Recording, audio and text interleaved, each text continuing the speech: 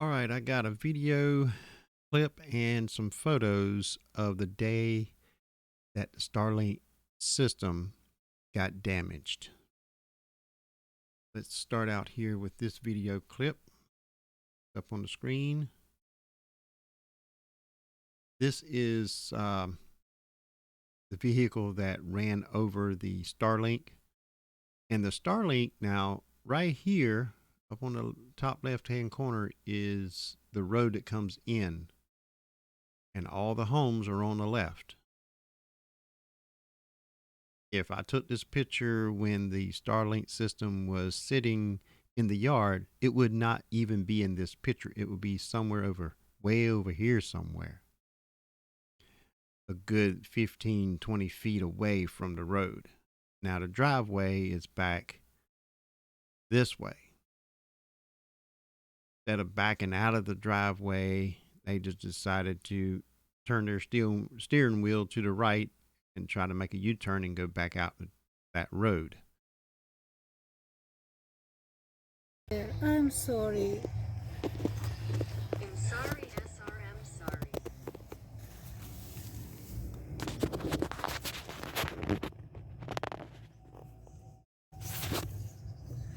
And I think you damaged your car Сейчас, too. подождите. I do believe you damaged your own car as well. Я верю, что ты повредил и свою машину. Why? Puncher. Oh. See. А что теперь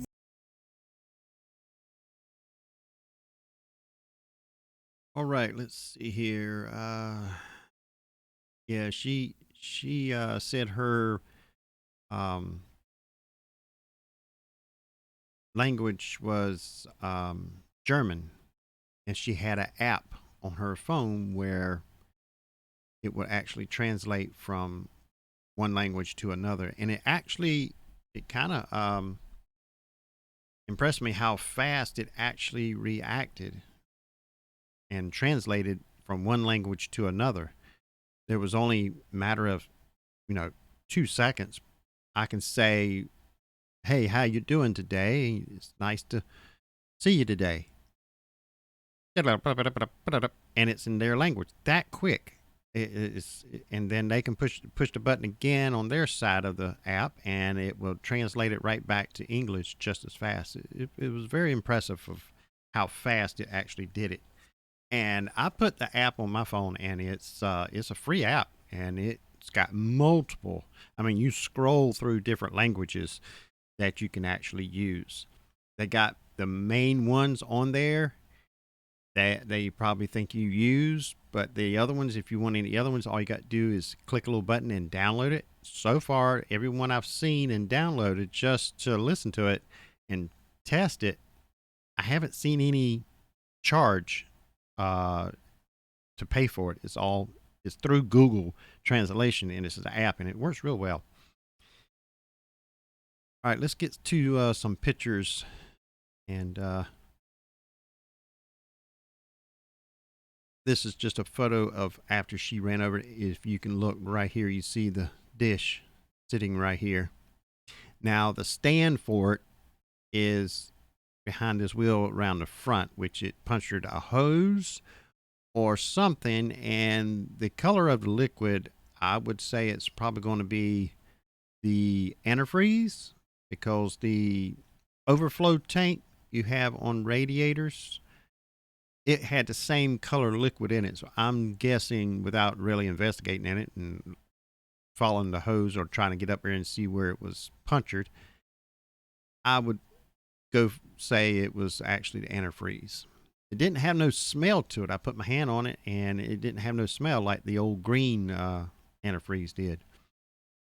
But here is the wire, which was sitting around the stand of the dish itself, which was way over in here, and it just got dragged. And as you can see, the wire stops roughly right here because it cut the wire off.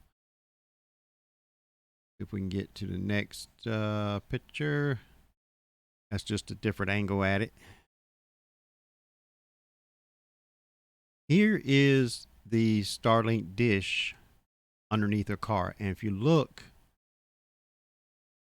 all wet right here. Now, I don't know if this part, as you can see, it's stuck in the ground, and it's stuck in the ground good 4 inches.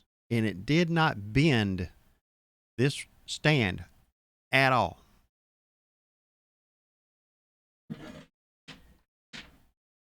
Matter of fact, I still got the stand right here, and it's just as solid as it can be. Matter of fact, I'm looking at it now. There's not even scratches on it. None. No scratches on this thing. Quite heavy. As small as it is, it's not, but maybe from one side to the other, about 1.5 feet. But it's solid. So I don't know if it punctured something in this area or if that's something else leaking there, but as you can see right here, there's droplets of liquid right here, and when I looked under, I could see it running down this and running down to the ground. But with this all with the, I'm going to call it antifreeze on it, I'm thinking it, when it was ran over, this actually punctured something up in this area as well. I really couldn't tell by looking under there too much because it's just so low to the ground. I couldn't really get up under there and didn't have much light. This is a front angle of it. As you can see right here, this is where it's running down. Right here. I saw it was run down there and kept on going. And this is where it was in the ground.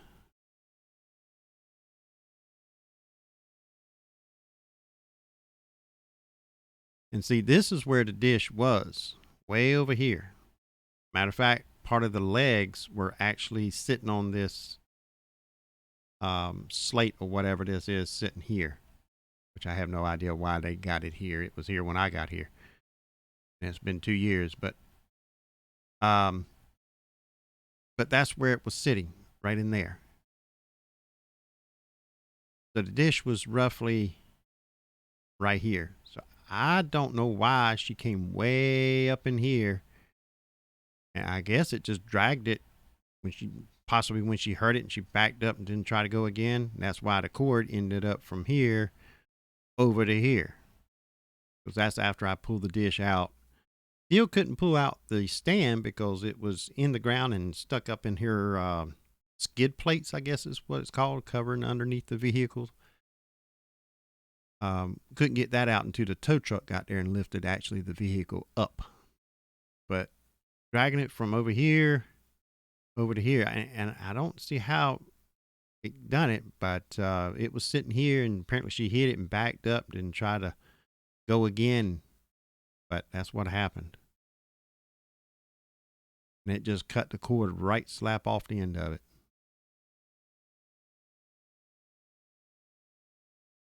And this part right here sticks into the stand.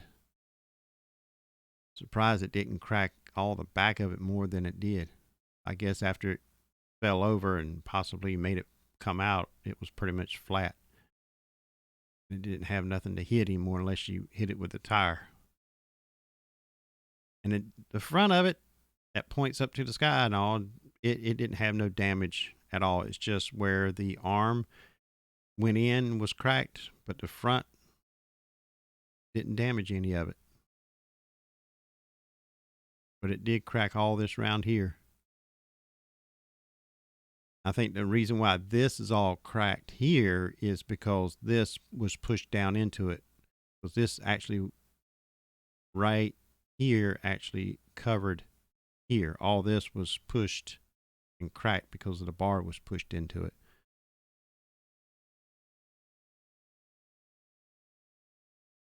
And that's the release mechanism. You push this button and it releases it out of the stand.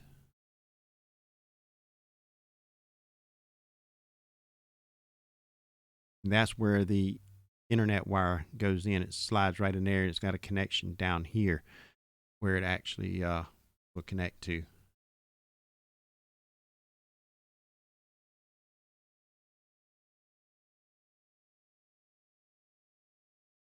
That's just some more pictures of that different angles of it laying there. And that's the model number of it, the serial number and everything. How many amps it pulls. PoE, power over Ethernet, 48 volts, pulling 2 amps. Made in USA. Yeah, and I do believe that, yeah, that's all the photos I took of it that day before the officer and the tow truck came there. But yeah, I was sitting, matter of fact, right here where I am right now, after they delivered the food, and I heard crunch. I'm like, and then I noticed that the internet was gone. I had the ping actually running because I was testing the system and see if it was, how many times it actually timed out as it was sitting on the ground and destruction of trees in the way. So I was running a ping and just, I noticed after I crunch, I think it showed about 5 or 6 more pings, and all of a sudden it says timed out. And I said, okay, I think I know what that noise was. Went out there and saw the vehicle and noticed that the dish was not where I put it. And it didn't take them but 7 days after I ordered it the very next day. 7 days later, I was back online. They gave me an option to buy a brand new one or a refurbished one. And I said, is there any difference on the warranty if something don't work? She says, nope. You'll have the same warranty on it.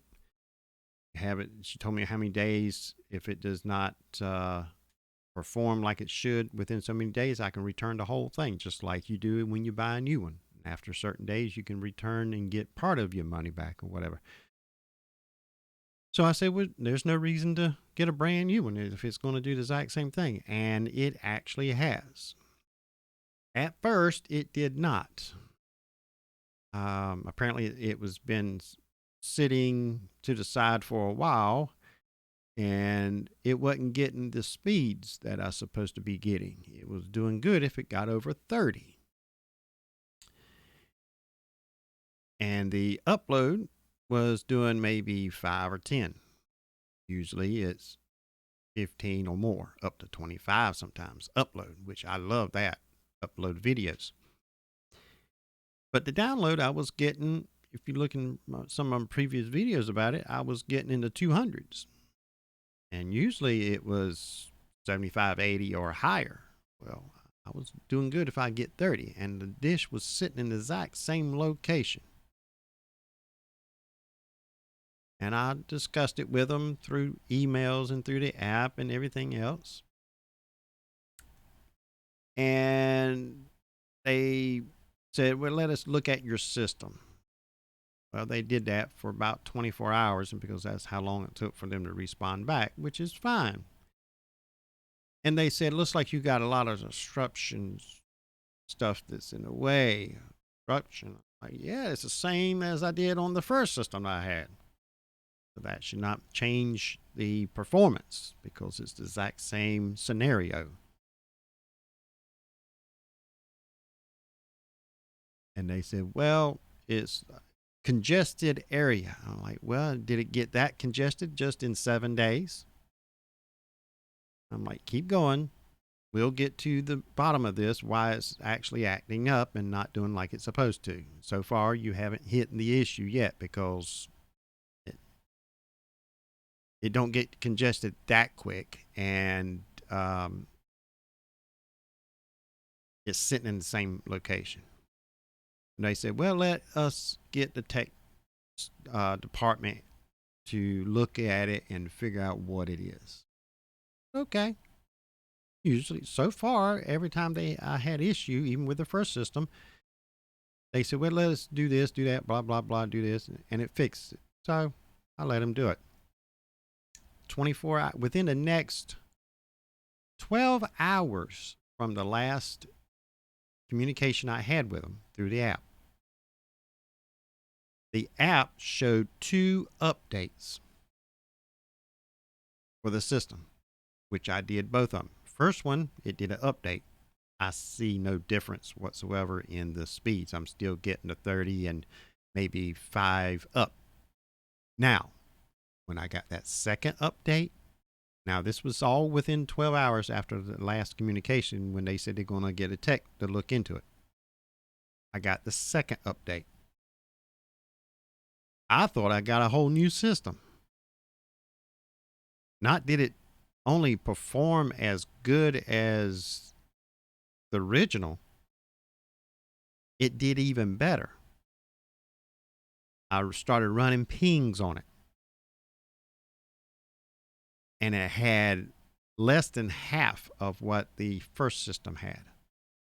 If it was dropping out every or time out every, say, every 50 pings, this was over 100 pings before I got a timeout. The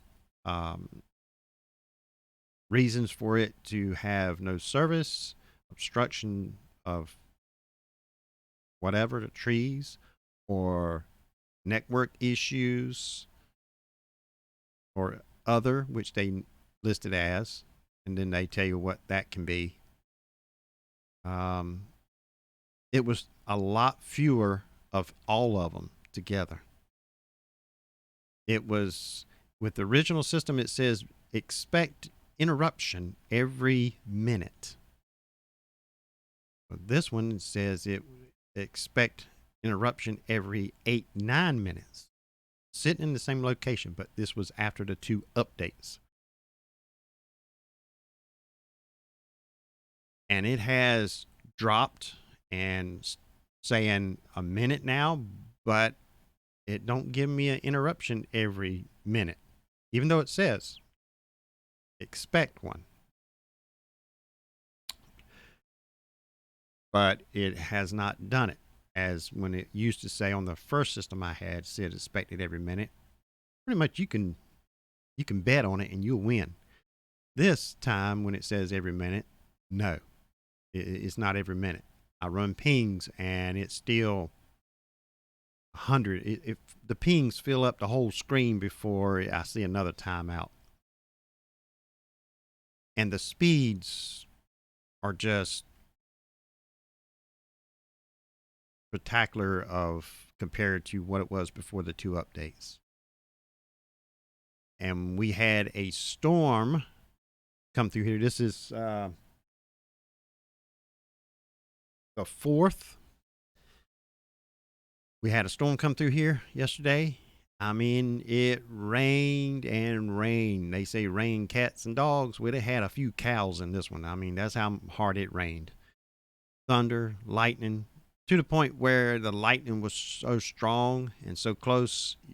When it lightened, flash a light, your lights in your house kind of dimmed or flickered each time it lightened. That's how bad it was. But the internet continued going.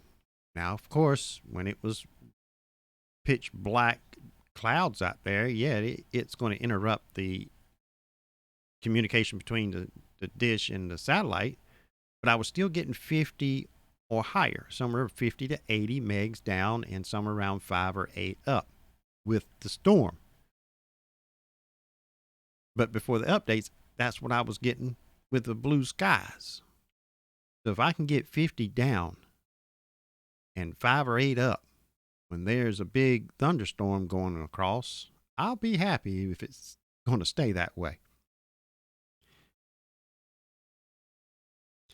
And just to for giggles here, I'm going to run a ping right now and see actually what it does. Let me show you. All right, we're going to run a ping here. Ping to Google itself. Continuous. And as you can see, right in here, line right here, That's the milliseconds. Looking started at 31, 41, 83, 56, 36.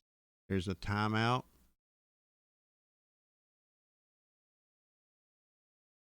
Mostly it's in the 30s, 40s, 27, the 29s, 30s. So it's usually 30 to upper 40s, usually is what it runs. But if you average it out, usually it's in the 30s. But we're getting ready to find out. As soon as I stop this, it'll give the max, the minimum, and the average. Yeah, that kind of ping I can deal with. Used to be that it was quite high, and now it's somewhere between 30 and 50 average. Don't matter how short or long I run it. It used to be that when I was watching video, regardless if it's on my cell phone, laptop, computer, Roku, if it timed out, usually it will time out long enough to make the system that I'm watching buffer. Now the timeouts are short enough that it does not make any of the devices I use buffer because of timeouts. If the app or whatever I'm watching on buffers, I check it out and find out that it is the app that I'm using. Like if I'm on Roku, it'd be Hulu or something like that, because I watch another video at the exact same time on another app on the same device, and I don't have that issue. But as soon as I go back to, say, Hulu, it starts buffering every now and then. Then I take my laptop and run a ping while I'm watching Hulu, and Hulu starts to buffer, but it's not timing out. So that told me it's not the timeouts that's causing it. It's actually the app. So I've done that quite a few different times on other apps as well, and it came up with the same scenario. It's not the timeouts. And when it did time out, the apps that I was watching did not buffer. They buffered when it was no timeouts. So that told me it's not the timeouts that's causing the buffering. So the improvement they made with the updates, definitely a big improvement. The system now is better than the original system I had. Now, would the original system been better with them updates? Did that first system have them updates already? Don't know, because it don't tell you what updates they were.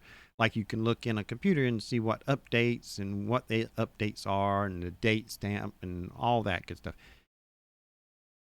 I don't see that in the app. Now, of course, there might be a way you can look in there and find it, but I didn't want to go through all that or contact them and ask them what them last two updates were. I don't know. But it made a big difference. I'm completely satisfied with it.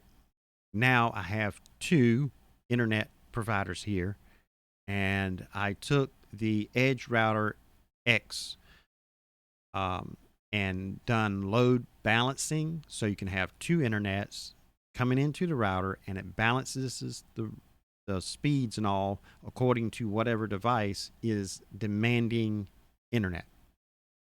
If it's if you go in there and you watch a 360 video, it might say, okay, you don't need that much demand. It's going to give you internet from the internet provider in port 1, because you don't need that much. Now you open up a video on the same computer, say, and watch a 4K, and it says, okay, internet provider 1 is not going to give you enough to watch that 4K, so we're going to switch you over to the second internet provider you have, because it will give you enough to watch that 4K video. And this does it in matter of seconds. I mean, like 1 or 2.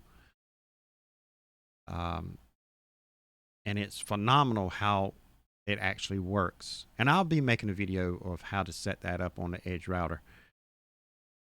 And I actually log into the Edge router and watch the graphic bars, and it shows which port that is actually being used for that certain content. You can look at your IP, and then you can see which one peaks, the internet provider 1 or 2. And I watch something very low quality, like 360 or 480, and I can see the first internet provider. Maximum it can give you is 10 if you're the only one on it. But I got all my smart lights and TVs and all that on it here. As soon as I hit a 720, it flips me over to Starlink. Now, one thing I noticed as well, since the Starlink system done the 2 updates, when I play a YouTube video, I have it on auto quality, so it picks the best quality it can play. It used to go to 720. That's it. It didn't matter if it had 720, 1080, 2K, 4K.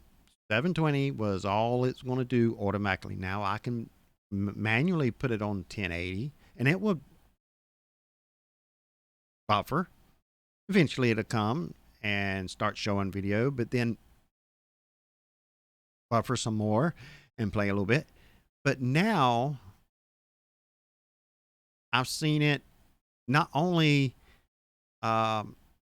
be more spunky, more snappier, it goes to HD, 1080p, even 60 frames per second if it's available.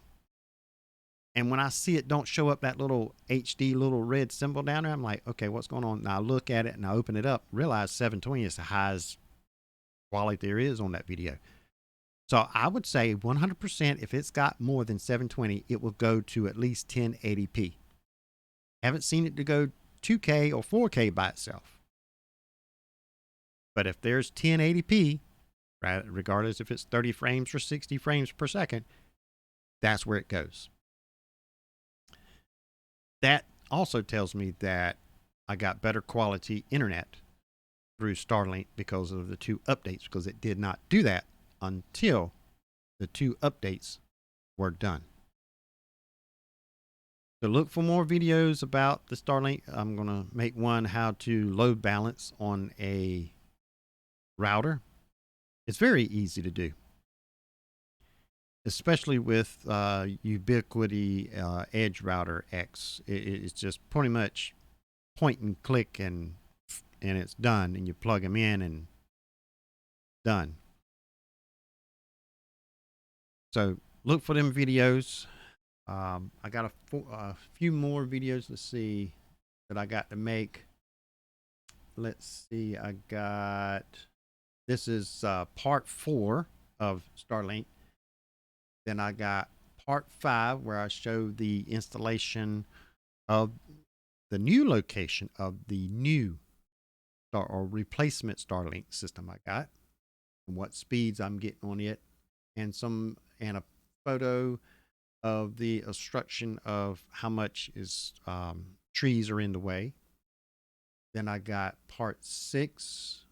It's basically showing nothing but like 40 speed tests that I've done, right back to back, just to see if it will go all over the board like it used to. Then I got part 7 that I'm going to talk about something I saw in Starlink itself that I haven't heard too many people talk about of Starlink. And it's about a different Starlink system and why I think we're not going to have 200 or 300 speeds for very long for residential, and why I think that will be in part number 7. And I got part 8, but I haven't figured what that's going to be about yet. But maybe before I get finished with 7, maybe I come up with something. I don't know. But that's what I got planned. This is part 4, and I got 5, 6, and 7 already in the bucket, they say. I just got to put it together. So look for them, and thank you for watching, and I will see you in the next video.